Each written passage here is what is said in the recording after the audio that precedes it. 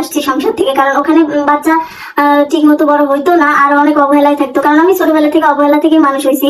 Plus আমার বাচ্চাও এরকম করে মানুষ হলে পরে আমার বাচ্চাও আমার মতোই ছোটবেলা থেকে অবহেলা পাবে। আর আমি ছোটবেলা তো অবহেলা পাইছি, আমি সংসার জীবনে অবহেলা পাইতে পাইতে প্লাস এখনকার নিজেই চলে আসছি। আসার পরে এখন নিজের মতো থাকার চেষ্টা করবো, ফ্যামিলির কাছেও যাবো না, আমার হাজবেন্ডের কাছেও যাবো না, আমার সতীনের কাছেও যাবো না।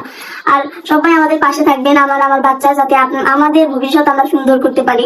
আপনাদের সাহায্য আমার বেশি। কাকলি তার ছেলের জন্য সকলের কাছে সাহায্য চাচ্ছে, কারণ সেও অনেক ছোটবেলায় অবহেলা অনাদরে মানুষ হয়েছে। সে চায় না কখনো তার এই ছোট্ট ছেলেটাও অবহেলা অনাদরে মানুষ হোক, কারণ তার ছেলের উপরে নানা রকম অবহেলা করা হয়। তার ছেলের কোনো চাহিদাই তার বাপ পূরণ করে না। এমনকি কিছু দিতে গেলেও প্রথমে ছোট সতীনের সাথে কথা বলে তারপর নাকি তার ছেলেকে দিতে হয়।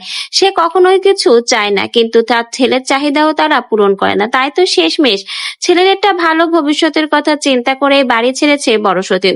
বড় সতীন জানিয়েছে, আমার ছেলের উপরে যে অবহেলাগুলো হচ্ছিল এটা আমি মেনে নিতে পারিনি। আমি অনেক ছোটবেলায় কষ্টে মানুষ হয়েছে, আমার ছেলে যেন এই কষ্টে মানুষ না হয়, আমার মতো জীবন না পায়।